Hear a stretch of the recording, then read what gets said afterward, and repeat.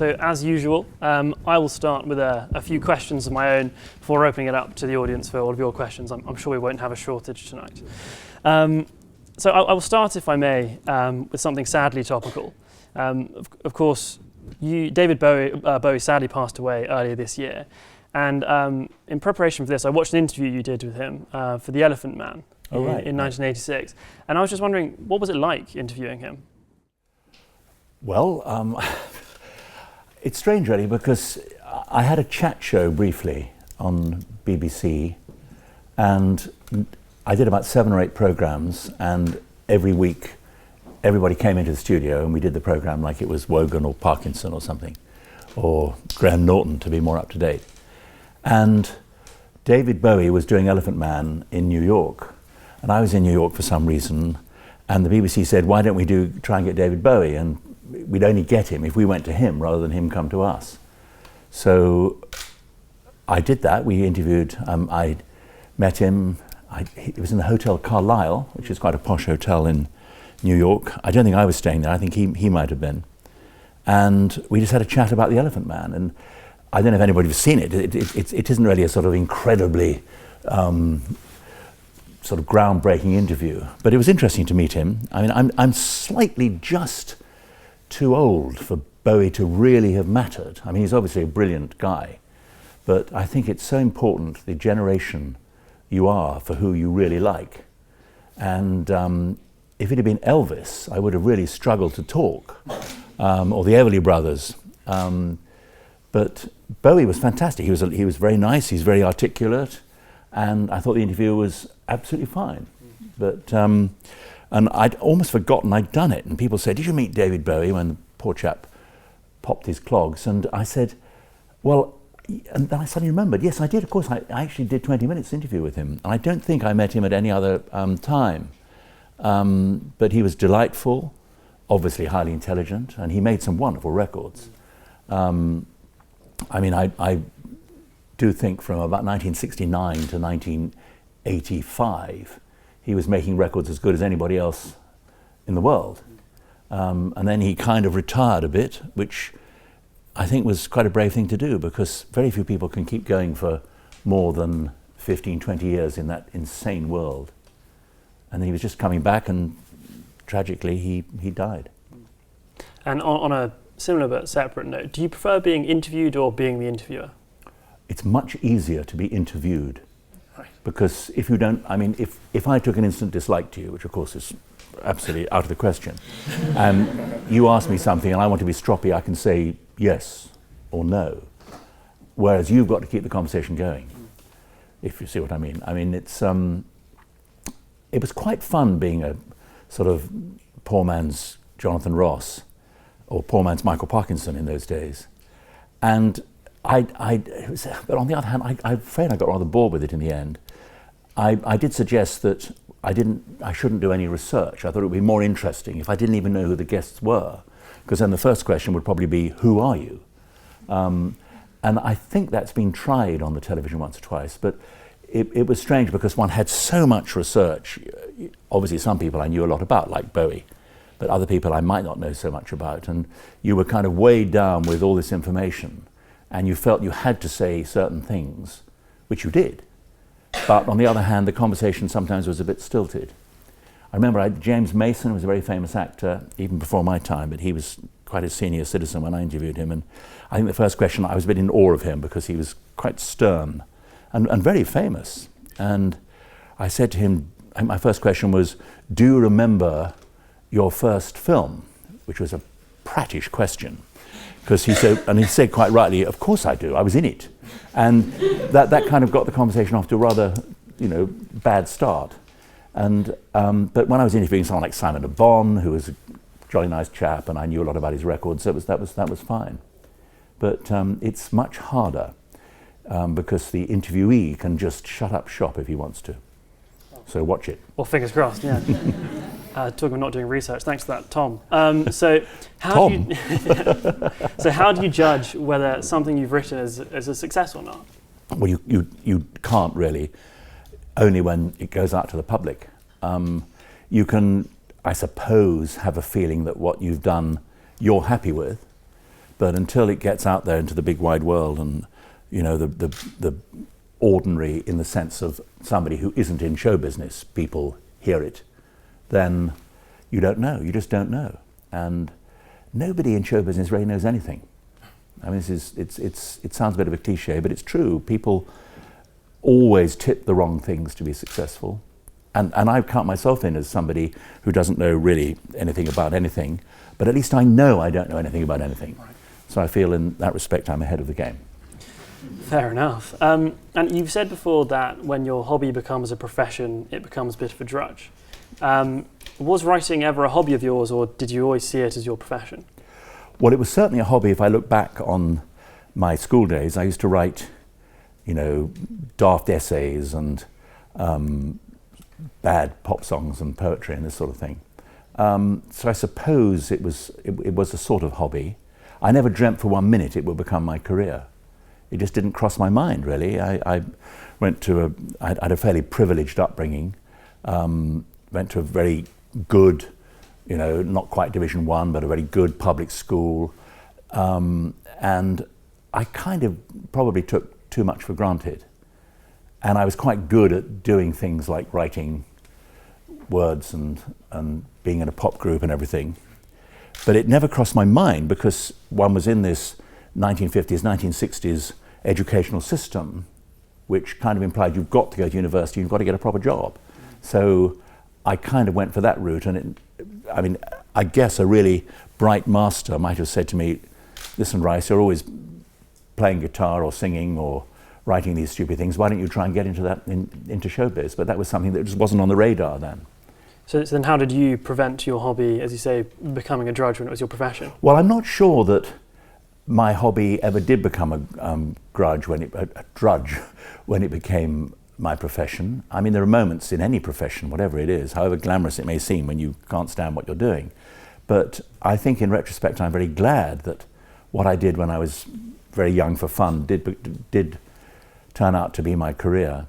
But I mean, I used to worry about cricket. My great hobby really is cricket, and I've done a lot in the cricket world, you know, in MCC and also with cricket charities and things like Chance to Shine, which is a very good charity I urge you all to support, which gets cricket and other sports into state schools. And sometimes I think, hang on, I should be enjoying cricket, and I'm actually working more time at cricket behind the scenes. I mean, I'm an appallingly bad cricketer, I hasten to add. Bowler or batsman? I'm bad at both. Right, okay. And there is a danger sometimes that if you do something that you think you enjoy or that you do enjoy, if you do it too much, some of the enjoyment goes. But I think on the whole I managed to get a reasonable balance on that. And moving to another form of retrospective, when you heard the BBC were going to do the Tim Rice a Life and Song. Oh, well, that recent telly thing. Yeah. What was your reaction to hearing that? I mean, it's a huge honour. Well, I suppose it was. I was quite pleased. I mean, my son Donald said, well, Dad, you've got to get some decent people to sing the songs, and we decided, I mean, to be quite honest, I wasn't desperately keen because I thought, well, it's a telly show and it'll be, you know, it'll come and go, and indeed it has come and gone. But Donald said, if we can get some people to do different versions of the songs, even if they don't work, which I think most of them, as it turned out, did. But there's some wonderful people who've sung my songs over the years in the theatre world, but we tried to do a show which had one or two people who weren't necessarily thought of as theatre performers, like Sophie Ellis-Bextor or Loudon Wainwright III, who was delighted to sing Don't Cry for Me, Argentina. So if I'm honest, I didn't think, wow, this is the peak of my career, but I did think it would be, if we can make it fun, I'll enjoy it. And it came out very well because it was meant to be on BBC 4, and last year they put it on BBC 2 on Christmas Day, and then they did it again this year. They didn't tell me about it. I had people ring up and say, oh, I see you're on telly on Christmas Day, and I had no idea. You're thinking, what have I done? Yeah, yes. Right, exactly. But no, it was a nice show. I mean, it was, as you saw, it was done live at the Royal Festival Hall, and it was, you know, what you saw on the telly was more or less what was done on the day. So there were no retakes. Right. theatre. So moving on to the relationship that you're perhaps most well known for, your creative relationship that populated several of the songs in that special with Andrew Lloyd-Webber. No relation of yours, is he? No relation of mine, no. Just checking. But can you run us through what the creative process was from start to finish? What, with Andrew? Yeah. Well, I first met Andrew in 1965, and I'll try and keep this short. I'd written one pop song, which had got recorded. I wanted to vaguely, I was doing all the right things as per conventional middle class education. And I was a law student and I was training to be a solicitor, which I never got anywhere. But I was there for about 2 or 3 years failing exams. And I was in my spare time writing or trying to be a pop singer because I wasn't too bad at that. And it seemed to me in the mid-60s, everybody else was in the charts except for me. And I thought, well, I can sing as well as some of these guys. And I was keen to make a tape, a demo tape. This is answering your question, by the way. I was keen, so I had to make a tape of my voice. But I didn't want to sing anybody else's songs because I would be compared unfavorably with Mick Jagger or Tom Jones or whoever. So I decided to write 2 or 3 songs, which I'd done at school. I'd written 1 or 2 silly little things, but I wrote 2 or 3 songs which didn't stretch my voice too much, and also, obviously, nobody had done before. And I made this tape and sent it round to all the record companies, nil response, except once, one record company, without me knowing it, sent it on to a music publisher, because they said, these songs don't look too bad.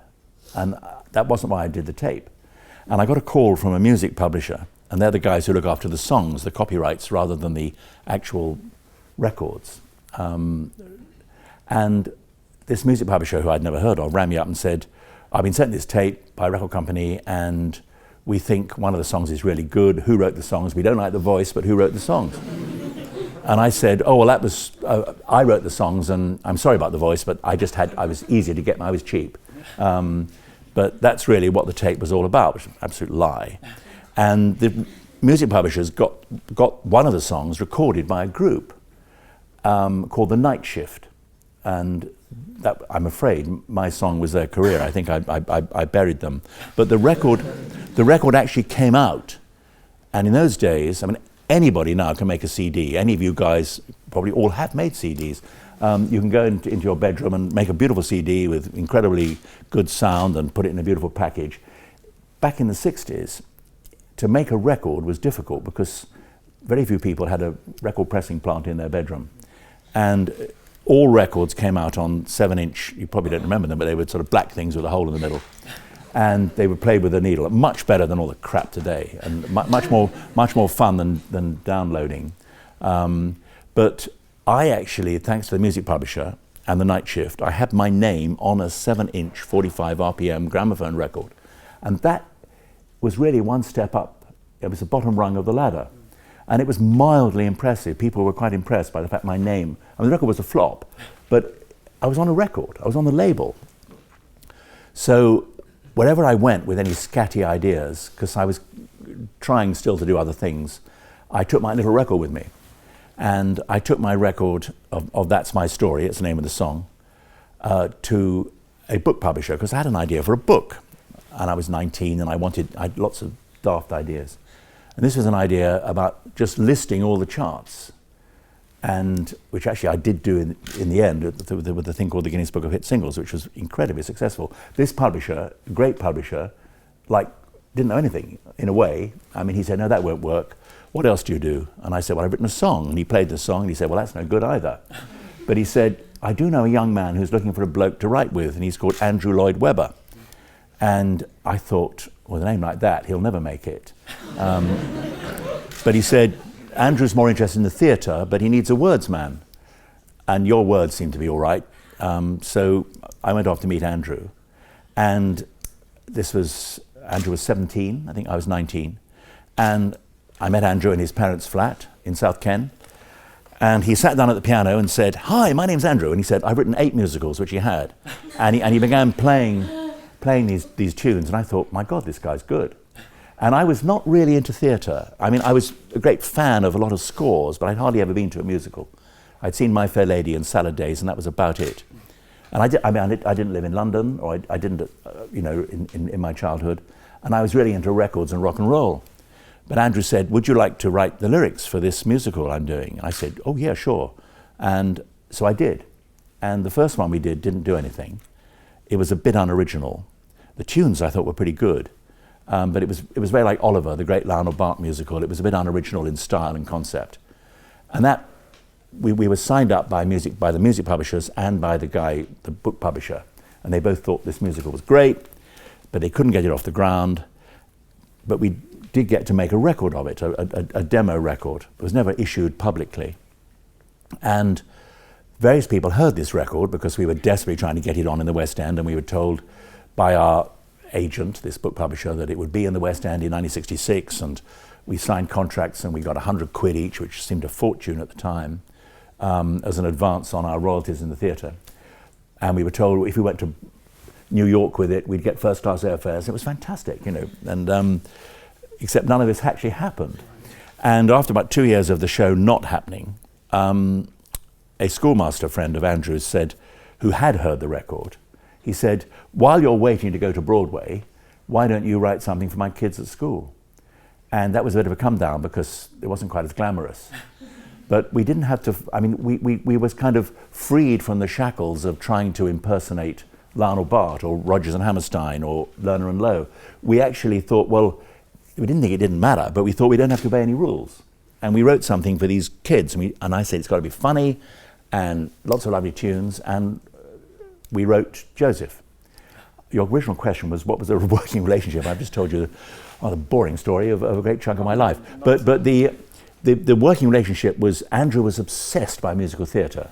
I was not, and I'm still not in a way, but I think that helped. I think if I'd been like Andrew, absolutely, wanting to be Oscar Hammerstein, I would rather have been Mick Jagger. But I think the combination of my rock and roll upbringing and his musical theatre in things like Joseph and Superstar and Evita worked very well. Working wise, and this will be very short, when we wrote the shows we did, the first thing to do is to get a great idea for a story, which Joseph, Superstar and Evita were all good ideas. We didn't know that until it got out there, but they were all good ideas. And the story comes first, which is kind of my department. I mean, obviously in the case of Jesus, Matthew, Mark, Luke and John did quite a bit towards the story. But my job was to draft it out into scenes, and I would say, well, this is a scene where they're having an argument, this is a love song, this is whatever. And then Andrew would write a tune inspired, one hopes, by the plot. Write the right sort of tune. And then I would put lyrics to the tune. That was the way it worked. So the music was the meat in the sandwich, if you like. But obviously, we'd all discuss at each stage. We'd both be involved. And by and large, with the musical, that's been the way I've written over the years with different writers, except for Elton, who likes the tunes first. And Andrew wrote some cracking scores. I was very lucky to get, I think, in many ways, his best stuff, particularly Evita. I hear that. I don't know what he was on, but he was doing all right. But you have said that you and Andrew Lloyd-Webber are no longer relevant as a team. Well, I think that's true. Why do you say that? Well, because it's much harder. I mean, we had, like David Bowie, you have your time in the sun. To a certain extent, I think there's no reason in theatre why you can't, I wouldn't say come back, and of course theatre stuff goes on forever. I mean, my stuff, there's probably some load of poor actors as we speak, just putting on the makeup now and thinking, oh, I've got to go out and do Joseph, be it, or whatever. I'm still doing some stuff, but I don't think people automatically now think, gosh, a new Andrew Lloyd-Webber musical, a new Tim Rice musical, I must go. When we were hot, particularly around about the end of the 70s, early 80s, I think if we'd done something bad, they still would have gone. But as it happened, he said arrogantly, Evita was bloody good. Cats, nothing to do with me, was perfect, brilliant commercial enterprise. Phantom was great. And Chess, which is my favourite, That did incredibly well on record, and we didn't quite get it right on stage, but we were really, what we were doing, people were interested in. Now it's more, oh, they stood around. That's fine, in a way it's quite relaxing. I mean, I was very lucky because of having done my stuff with Andrew, I then got, and I always say people go in 10-year bursts. You have 10 years of a partnership. I had 10 years with Andrew, which worked really well. Andrew then had 10 years with Cameron Mackintosh that worked really well. I then had 10 years with Disney that worked really well. And now I think we're all clapped out. Although I have to say, actually, that's probably a cheap self-deprecating remark. I've done a show. I did a show in London last year, 2 years ago, called From Here to Eternity, which we didn't quite get right, but we're doing it again in New York in this summer. And a wonderful composer I've been working with, a guy called Stuart Brayson, who nobody really knows, but he wrote this wonderful score. He came to me with the idea, and I kind of thought, this is about 8-9 years ago, I thought I probably won't do any more musicals. I thought I'm not going to top what I've done. But Stuart's tunes were so good, and the story of From Here to Eternity, which is American GIs in Hawaii just before Pearl Harbor. It's a great story, great book, a great film. Some of you may have seen it. It was Frank Sinatra, Burt Lancaster, Deborah Carr. Fantastic movie, great story, and we got quite good reviews. But usually I get crap reviews and huge success. Well, that was when we were in the old days. Now I'm getting good reviews and no success, and I think I prefer the first lot. It's interesting, you say that you didn't get it quite right. And what do you mean by that? Is that well, I think with From Here to Eternity, it was a complex story, and I think it was a show where you had to hear every word, and it was quite brutal in places, and it was really sort of PG, if not R, or whatever the ratings are these days. And I think what our big mistake was, a very expensive show. It ran for 6 months. It wasn't by any means a total disaster. I think we should have opened it out of town and got some things righter. And there's so many things with a musical to bring together. But people say, oh, well, it's much better if it's small and everything. But small musicals, I almost think it's a sort of contradiction in terms. I mean, grand opera, which is not what we're doing, but it's a similar beast. Grand opera has to be grand, has to be big. You can't really do The Ring with 3 guys and a piano. And I think that's true with most musicals. And half the point of musicals is that they should be big, not just for the sake of it, but they should be something that makes you go, wow. And you have quiet moments in it. And I think, but that means you've got to have incredible organization. You have to have a team of, from director, sets, costumes, orchestrations, MD, cast, so many people. And you've got to get them all right. And we got a lot of it right, but 1 or 2 things didn't quite work. But we're doing it again in New York, and we're not doing it on Broadway, we're doing it in New York State, and it's quite a big theatre, but we've learned a lot from it. So in a way, the London show was an out-of-town tryout. Yeah, I was just about to say. Yeah. This is a final question from me before we open it up to the audience. On a pretty separate note, how did you end up with a cameo in About a Boy? Oh, right, yes. No, that was an interesting, it was a pretty small cameo. Did you see it? Yes, I did, but because also you said that it's the thing you seem to be most recognised for in America. Well, that was, I think at the time, it was quite a big film starring Hugh Grant. And I was only in it really because the plot involved a TV program called Countdown, which is still going strong. And that was in the background for quite a few scenes. And for some bizarre reason, they'd chosen a Countdown episode that I was in, which I'm not very often in, although funny enough, I did do a few over Christmas this year. How did you do? Well, you aren't really a competitor, you're advising, you're looking at Dictionary Corner. Oh, yeah. Right. Did you do that well? Brilliantly. They've asked me back. And I was in this, I was on screen for about 4 or 5 minutes throughout but only on telly, and I don't think I got billed. And somebody said, a friend of my daughter actually, who was a journalist, said, did you give permission for your image to be used in this film? And I said, no, should? He said, well, you should, they should pay you. So I thought, that's quite right. So, and I'd met Hugh Grant, who I know a little bit, at one short while before, and I said to him, I see that our film's doing quite well, and he was totally bewildered. He had no idea. He didn't, I said, well, I'm in your film, and anyway, he didn't know about it at all. I was rather hurt. I thought two major heartthrobs of our time together, and he hadn't noticed. But anyway, so I rang up the producers of the film, working title, and I said, Tim, I said, I've noticed I'm in your new film, and you didn't tell me, and I'm not sure you've got permission. And he went, oh my God. He said, I'm terribly sorry. And he said, so what, to me? And I said, well, I thought maybe a fee. And then I made a fatal mistake. I said, which could go to charity. And I thought I might get a couple of $100 for some charity. And he said, $5,000 all right? And I thought, why did I say for charity? Anyway, I gave, so it was great. I got $5,000, which I gave to the Lord's Taverners, which is fantastic. And so if any of you are in a film by mistake, make sure you charge them. Let them put the film out, because then they're in trouble. If I'd said beforehand, they would have used another program. I mean, I had no idea I was in it. Well, maybe you should try and get Hugh Grant for free in one of your productions sometimes. Right.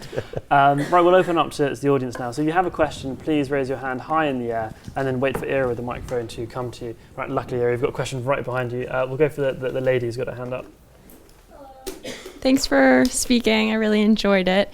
I wanted to know how you define success now, and when you think of the word successful, who's the first person that comes to mind? Wow. Well, I suppose Adele at the moment. How do you define success? I suppose having what you do liked by a lot of people. There are some people who are sort of cult successes. Nobody really likes them, but people say they do. I don't know. I mean, your definition of success would be no better than mine. I'm not sure what it is. It's sometimes looking at one's own stuff, you think, well, that actually went pretty well. And I often think, well, there were bits in that show or that work which I really don't like and I would do differently. But on the other hand, if you'd asked me before it all began, would you settle for that? I'd say, yes, I would. And it would be, what's happened to, say, Lion King was beyond any thought I ever had. When I sat down with the Disney guys, they kind of said, well, we got this idea for a movie about a lion who kills his, whose wicked uncle kills his dad. And so like Hamlet with fur, really. And would you be interested in working on the songs? And I said, sure, because I love cartoons. I find that the older I get, the more I go back to things I liked in my childhood to know, or to give me ideas as to what to do. And I had no idea at all that The Lion King would become what it has. It was just phenomenal. And so I look back on that and think, well, actually that was quite successful. And you also feel it doesn't have that much to do with you somehow. You think, I'm sure I was around when it started, but the best thing I did for The Lion King really was to suggest Elton John, and Elton was great because I think he was, I wouldn't say remotely in a rut, that's very unfair, but he was maybe looking for another string to his bow. He's such a great talent. And I think he's since The Lion King movie, he's had 4 shows on Broadway, 3 of which have been huge hits. So that was it was good, I think, that for the world, for a different audience to find Elton. And actually, what am I saying, really? He had a huge audience anyway. But success is a tricky thing to define, but that was successful. And all Elton John's success was down to you recommending him for The Lion King? No. No, he was absolutely not. But I think, Elton has very generously said on more than one occasion that he's very grateful to me for getting him into that world. But for my money, I think his music was something that made the score of The Lion King different, because it was beautifully tuneful, but it had that rock edge, which it wasn't too traditionally Broadway. And it worked on Broadway. Again, when we did the film was a big hit. I thought, well, that's it, great, hit film, hit record, couple of hit songs, and then suddenly, Disney say, we're going to do it on Broadway. What? And that was even bigger than everything else. It's still going. If you haven't seen it. I think hard push to find someone who hasn't seen it. We'll go to a question, at the back there, yeah.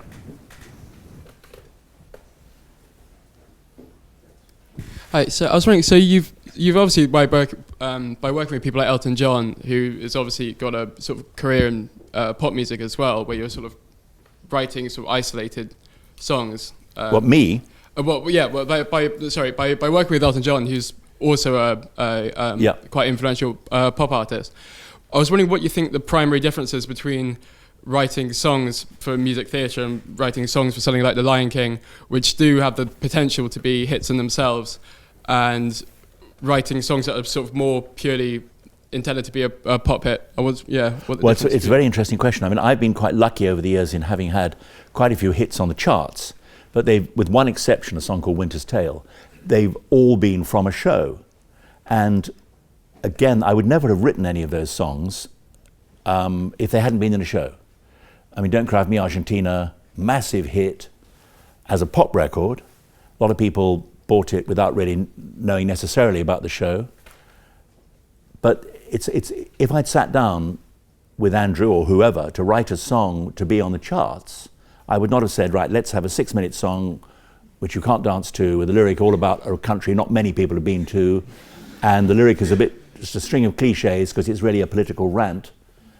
I don't think I would have written Don't Cry For Me, Argentina. And I find it very hard to write a song for no real reason, just to write a pop hit. If I was in a group or if I was a solo singer, then I guess maybe you would always want to write something which you could interpret in 3 minutes on concert or whatever. But I'm not good. There is a big difference, I find, in writing songs for theatre or movies. And the Lion King movie was really like writing for the stage. It had a great storyline. They wanted songs in certain places to advance the story. And as it happened, 2 or 3 of the songs became great big hits. But that's because they were good songs, but they were only written in the first place because of the storyline. And it happened with Evita, with Superstar, even with Chess. Got a massive great hit in America, One Night in Bangkok. And hardly anybody who bought that record had a clue where it came from. And again, I would never have written that if somebody said, write a pop song now with Bjorn and Benny for Murray Head. You would not have done that. Although if anybody can write hit songs out of the blue, it's Bjorn and Benny. So it's a very different art form, and I'm really not good at just writing random songs. Hello, thank you very much for your talk. I really enjoyed it. I grew up with a lot of your songs, so I was wondering, out of all your lyrics, which is your favorite? Which do you think is the best? Well, it's a difficult one, really. I mean, there are some lines in some shows I think are, a little bit naff, and equally there are some that I think that worked. I like the waltz in Evita, lyrically. It's a good tune as well. So I tend to like moderately obscure ones that people, the hits, if something is played to death on the radio, or you've heard it for 25 years, it's very hard to listen to it. You almost don't have a view on it. It's like a great pop song, like You've Lost That Loving Feeling. You hear it so many times, you forget that it's brilliant. Or Whiter Shade of Pale or something. It's like, oh, it's that one again. And so I tend to get something out of the rather obscure songs. But on the other hand, I don't ever hear them on the radio, because the radio stations tend to play the same, obvious ones all the time. But I like the waltz. I like Pity the Child in Chess. Anthem is good in Chess.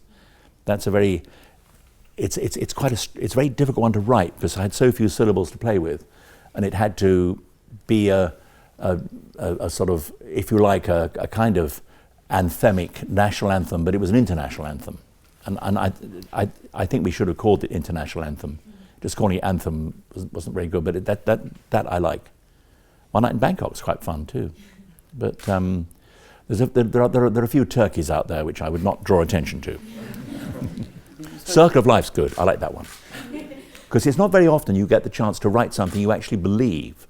Most of the time, if you've got different characters in a show, you're obviously expressing more than one point of view, which is great.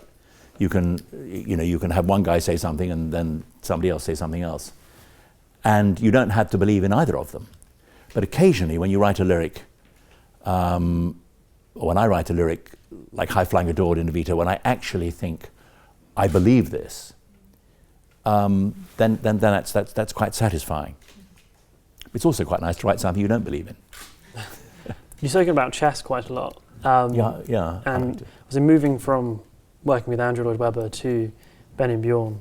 It's, I imagine, a bit of a culture shift. How was that, or not at all? Well, I suppose it was really. I mean, Benny and Bjorn hadn't done much in the theatre world, but the genius of their tunes. And I had this idea of a musical about chess, which is probably a bit of a killer. The title probably put a lot of people off. I mean, I always think we should have had a better title for the show, but I could never think of one. I mean, you'd Checkmate or Black and White or something. It was, Pawn's Defense or something, or Soft Pawn or something. I mean, there were some terrible titles, and in the end I thought, well, let's just call it Chess. And we can't change it now because the show did do pretty well, and it's a very well-known score. And I hawked it around a bit. I did suggest it to Andrew, who wasn't that keen. I tried one or two other composers I knew, but none of them were really grabbed by it. But Bjorn and Benny got it pretty quickly. And they said, well, it's because it was set in the Cold War, which was still going on. And Sweden was kind of in between, I mean, it was basically a Western country, of course, but it was pretty close to Russia. And in 1983, which was 6 years before the Berlin Wall came down, once Bjorn and Benny come on board, we all went off to Moscow, which was fascinating. And we were looked after by various, the Swedish embassy, by a major Russian pop star called Alla Pugacheva. And ABBA were huge in Russia. And the girls weren't there, but we were followed by armies of people wherever we went. And you come out of the hotel, and this is way before, I mean, people couldn't get ABBA records in those days. I mean, they just couldn't get them. And you could see the inefficiency of Soviet Russia. It just didn't work at all, unless you were at the very top. And we were at the very top because we were looked after by the diplomats and this, that, and the other. But it was a fascinating, I mean, I was really glad to be doing it because it was, even when we were writing it, I thought, well, the tunes are so good and I like the storyline, and I wasn't ever confident it would work. And it hasn't completely worked yet, but I think it will. I mean, it was a hit in London as a show, but it's quite hard to get musicals off the ground with a new score and a complex storyline. I mean, it's much easier to do it with an adaptation of something that's recently been a hit. I'm not saying that's bad, but if you don't have any brand recognition, I mean, if you do a musical with the songs of Adele or whatever, you'll probably get a hit. It's not a bad idea, actually. You heard it here first. What? You heard it here first. Yes. Yeah. I've forgotten what the question was, but so what working with Benny and Bjorn? It was your question, wasn't it? Yes. Yeah, that's all right. That's all right. No, chess I think means a lot to me because I do think it's. If I were ever to spend any time listening to something, if I had to listen to one of my albums over and over again, I would listen to that one. I think because there's an awful. I mean, Benny and Bjorn in the recording studio with a wonderful engineer. It was great being in the studio where ABBA made all their hits. And, ABBA were dismissed initially, not by me, but they were dismissed initially as a sort of Eurovision pop group, but they were clearly 4 or 5 number ones in. You thought, hang on, these guys are quite good. And when you were working with them in the studio, it was just sensational because the attention to detail and the sounds and their backing band was so good and tight, and it's fantastic. Great experience. Wonderful. Another question. Yes, just right behind you there. Hi, yes. Sorry, I just have to go back to Lion King, which is my most favorite Disney cartoons. I just want to know that where's the inspirations come from when you wrote all these great songs in the movies? Does it change over time? I don't know. It's a good question. I mean, basically, for The Lion King, I was kind of a hard hand and written away. I was very keen to work, to do what I could do, viz. Write lyrics. At least I thought I could do it. And I was quite keen to do it in a different setting. And Disney were involved with the movie of Evita, which actually didn't come out till a little bit later because all movies, or nearly all movies, take forever to get together. And I was sort of loitering around the Disney studios when we were having talks about how do we get the Evita movie off the ground. And I kept dropping leaden hints to the Disney executives saying, I love cartoons, which I do. And I did. As a kid, a new Disney film was fantastic. And which helped me because I knew them all. And I said, and they were just, I was lucky, they were just beginning to revive the cartoon or the animated feature film, as they call it, of Disney under Jeffrey Katzenberg and Michael Eisner. And they just got going, had a big hit with Little Mermaid, and they had a bigger hit with Beauty and the Beast. Then they decided, hang on, we can do two at once. So they set off doing Aladdin, and they decided to do Lion King. And Lion King, I think, at that point was a kind of, we'll see if this works. And I was loitering around, they said, would you like to do the lyrics? And it was that point they said, who would you like to do the music, if this film ever happens? And so the inspiration for the songs in The Lion King really came out of, and of course I wrote the words before the music, because Elton always writes that way around, which is unusual. The inspiration came out of the storyline, which I was involved with. I mean, one would have endless meetings with about 12 people, early in the morning in LA. Everybody gets up early at about 6:30, which is fine. If you're on London time, you just don't really switch. And it was just working on the story and realizing that this was actually could be a great animated feature.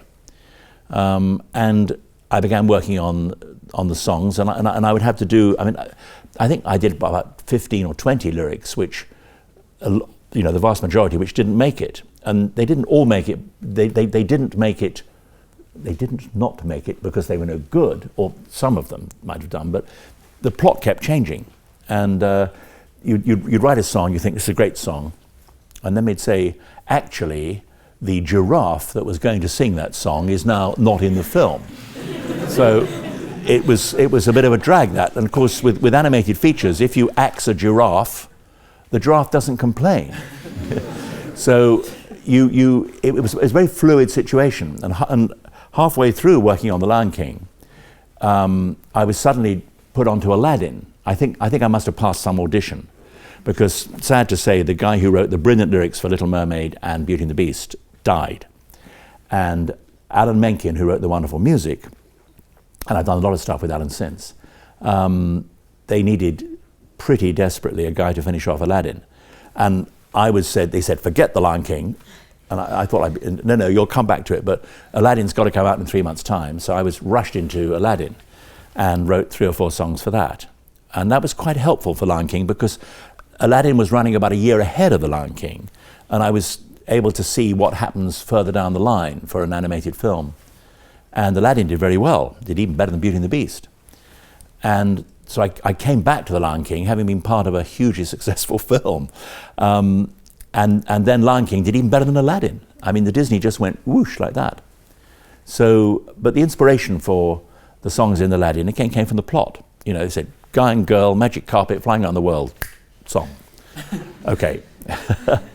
A world, a new world, a whole new world. Yes. But the good thing is you can stick, I've always enjoyed sticking in obscure references that only I get.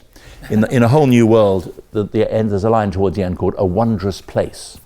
Now, Wondrous Place, nobody here will remember, was a big hit song for one of my favorite teenage idols when I was a kid, called Billy Fury, who died very young. He was a great pop singer. He was really the nearest we had to Elvis. And Billy, I always loved Billy Fury, and he had his hit called, and it was great just to put a little reference to Billy Fury, who no one in America had ever heard of, into A Whole New World. And occasionally I've done that, the odd line from a Creedence Clearwater song or something really wacky. It's quite fun to do that. But the inspiration basically for films and shows mainly has to come from the storyline. Thank you for your question. We'll just go rush across. When you're writing songs that are extremely emotional, like I Know Him So Well or Don't Cry For Me, Argentina. I'm wondering, when you're trying to find, I guess, kind of the inspiration for those, do you think of the words and then fit them to the music, or do you find the words from the music itself? Well, I think the music, and basically having, as I said earlier, having worked out with the composers roughly what the song has to say, and then they provide, or he, if it's Andrew or if it's two of them, they will give you a tune which you hope fits what you want to say. And if it doesn't, you kind of have a difficulty. You say, well, actually, maybe that tune could go elsewhere or whatever. And then usually I've normally, except with Elton, I've fitted the words to the music, which is quite good. It makes you disciplined and it makes you brief. You don't waffle because you've only got 9 syllables to say something on one line. So you've got to be concise. Like doing a crossword puzzle, you've got to fit the clue exactly. Whereas if you have the words first, you've got great freedom, but the danger is you go on too long, or else all the words come into a sort of dum-de-dum-de-dum-de-dum, dum-de-dum-de-dum-de-dum. It's sort of rather boring pattern. So when I used to write for Elton, and I didn't have a tune, I would write my own little tune, going back to my days when I thought I'd be a pop star. And my tunes tend to be a bit like Tammy Wynette B-sides. They're a sort of, 3 chords, maybe 4 on a good night. But it helps to know if the words you've written can sing, because sometimes words look good on the page, but they don't sing very well. And I would often get quite attached to the tune that I wrote. And I'd send it off to Elton thinking, well, I've written a rather good tune, why do I need Elton? And then tune would come back and I think, I know why I need Elton.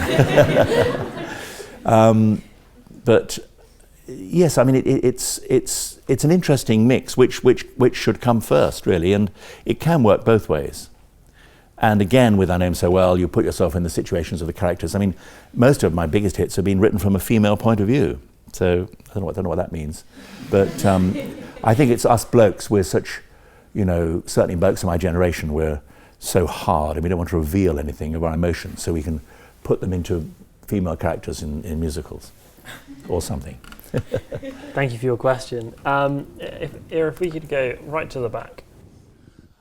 An observation, first of all, that to say Billy Fury was the nearest thing we had to Elvis demonstrates the gap, doesn't it? But anyway, that's not my question. Are you being rude about Billy Fury? Yeah, I am. I'm the only one here who remembers him. No, my question is, I think you were at Lancing, and you would have been there round about the same time as David Hare and Christopher Hampton. So what did they put in the water at Lancing to create you all? Well, funny enough, I saw both Christopher and David on Sunday because it was Christopher's 70th birthday. And David Hare said a few words. And I don't know. I mean, I think Lancing in the 60s, the early 60s, was a good school. I'm not saying it's not now, but I think it was quite liberal. It was quite free and easy by the standards of the time. And we had 1 or 2 excellent teachers. But I think to a great extent, it was probably just coincidence. Nobody, I think, thought that somebody who mucked around with a pop group would actually end up writing for the theatre. David Hare was always writing there. He was always organising things. He had a film company, as it were. He used to make very funny films, and he managed to con 1 or 2 big stars to be in them. He had one quite funny movie where it was just a 2-minute thing where somebody lit a cigarette. I mean, cigarettes, do you remember them? Somebody would, a teacher would light a cigarette, take a fag out of a packet, light it, smoke it, and then throw the pack. And then it would be caught by Sammy Davis Jr. or some incredibly famous star of the day. And David would go round to theatre stage doors and hang around and say to Sammy Davis, look, would you be in my film? And he'd take a minute and say, all right, Sonny, And David made some very interesting projects while he was at school. Christopher was always writing. He wrote a novel. I was in Christopher's house. I knew him better. And they both went on very quickly to achieve success. But I don't know whether there was anything in the water there. I'm sure we had our fair share of inspirational lessons and this, that, the other, but I don't think it was any better or worse than other schools of its day. You weren't there, were you? Close to it. What, Brighton or Rodine? Oh, Hurst, right. Well, Hurst is now probably doing pretty well, probably a bit better than Lancing. I don't know. Don't quote me on that. Thank you for your question. Ira, if we go to the gentleman on the edge here. Billy Fury. God, he was great. So obviously, The Lion King can obviously really be sold with, it's like Hamlet, but as you said earlier. Were you sort of aware of that comparison during the creative process, or was it only after the movie came out where you realised, that it was quite similar to Hamlet? Well, I think somebody quite early on made that gag. It is got similarities with Hamlet, obviously. I think somebody said, it's like Hamlet with fur. And that's a good line. So I'm sure I'm not the only one who's used it. But it was, in one sense, it was quite a serious film at times. There was I've seen a lot of kids and one or two adults, in tears when Simba's dad cops it. And, it's a sort of, it's meant to be fun, but it's also meant to be uplifting. And I think for children, I remember crying at Bambi and Dumbo and all those films. And it has its serious moments, but it's got more laughs on the whole than Hamlet has. So perhaps and much better songs.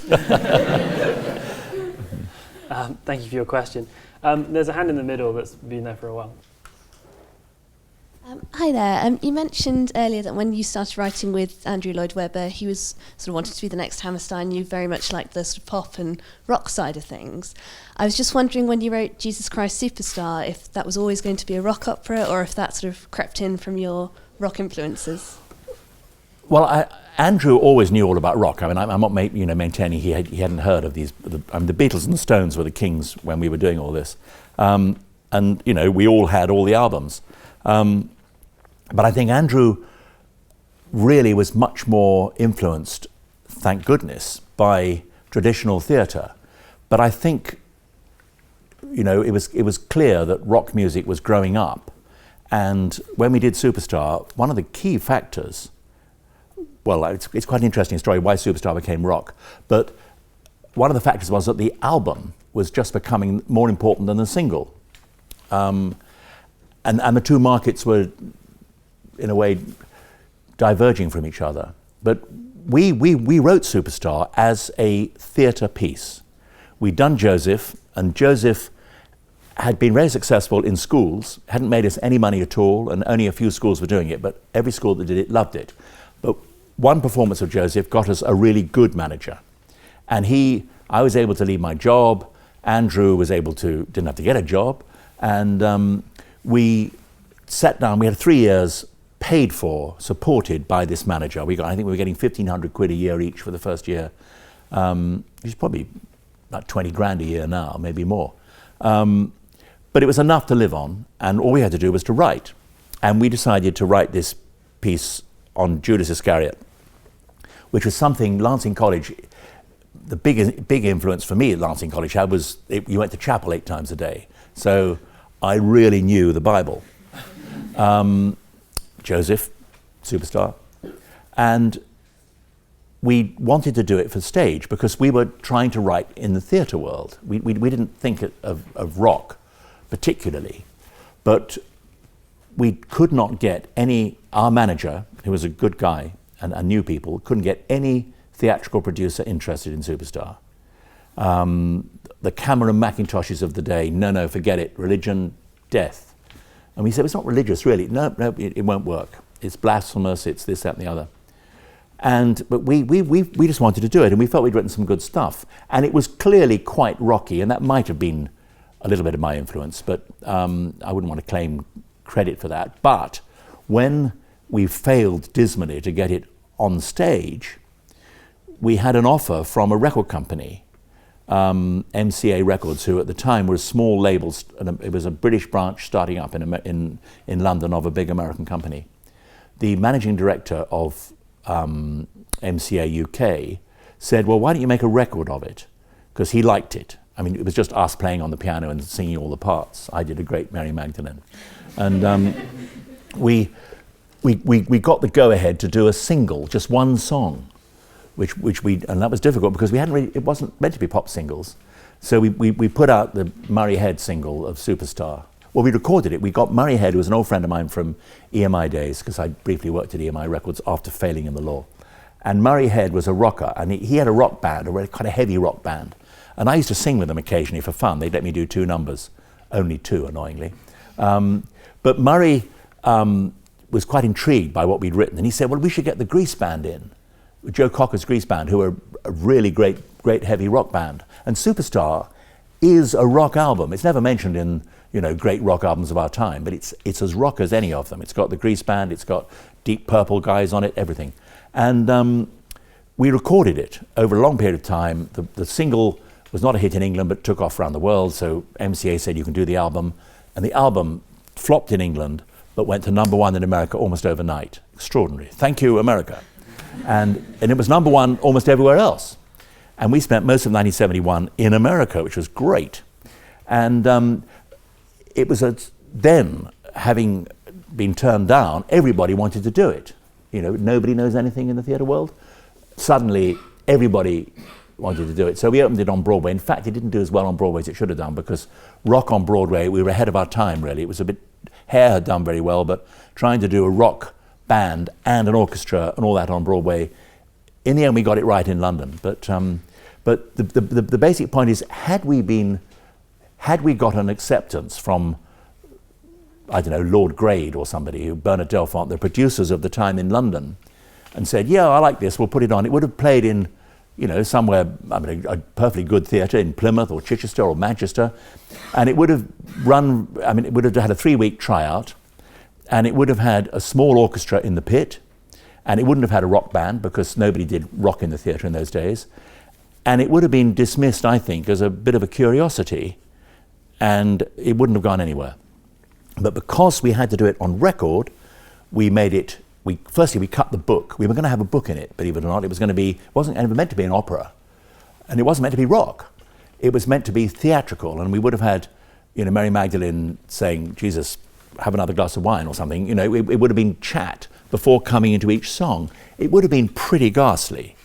But when we had to do it when the only outlet we had, and we were skint at the time, but we were quite desperate. The only outlet we had for our work was on record. So first thing, we cut the book. We thought, well, if it ever works as a hit record, which we didn't think it would, to be honest, but if it does, we can always put the book back into it when we do the theatre. And it meant it was shorter, and it meant it was rock, because our only hope of getting the thing working was on the radio. So we made it much more rocky, and we were able to actually have a big orchestra and a great rock group, because we were in the recording studio, and we didn't have to worry about, well, this scene's got 400 Roman soldiers coming in stage left. Didn't matter. We just made what we wanted, and it was a great record. It was a really good rock record, and it was a massive hit, and it was a groundbreaker in a way. By mistake, we were hailed as marketing geniuses for A, sticking rock with an orchestra, B, putting the score out before the show. All these things which we were forced to do and didn't want to do, we were told we were brilliant at doing. And that was it. From Robert Stigwood moved in, and the rest is geography. It was fantastic. But it was, I shudder to think, imagine if we'd done 3 weeks in Plymouth. I wouldn't be here today. Well, I might be.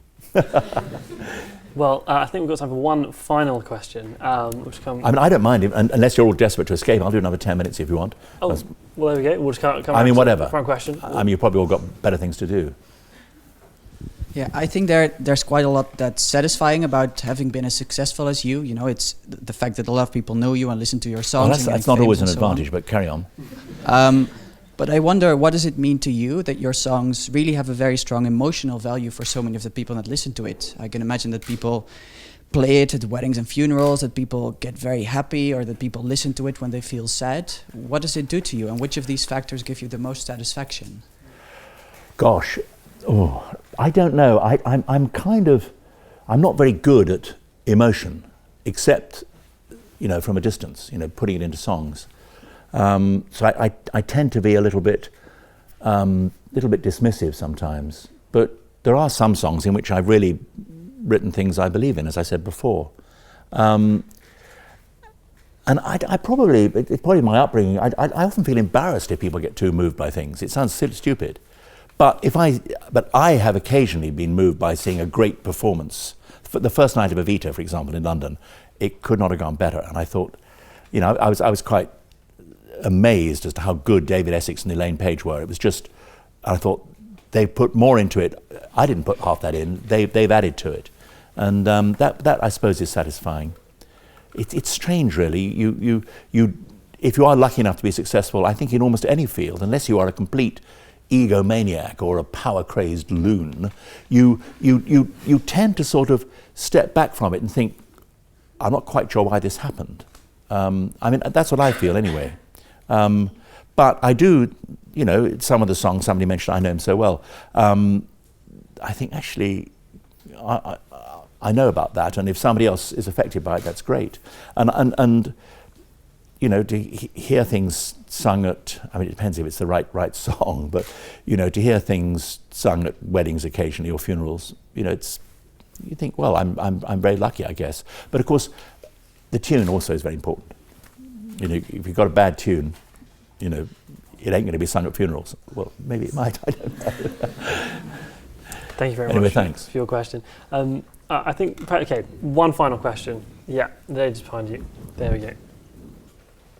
When you write a song, do you always start at the beginning, or might you start with the chorus, or you come up with a fantastic ending? Well, that's I've never been asked that before.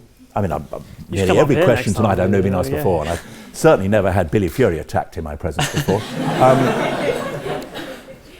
It's interesting. A title is really important, and 9 times out of 10, if you've got a good title and it fits on the nice bit of the tune, then that's a big step forward.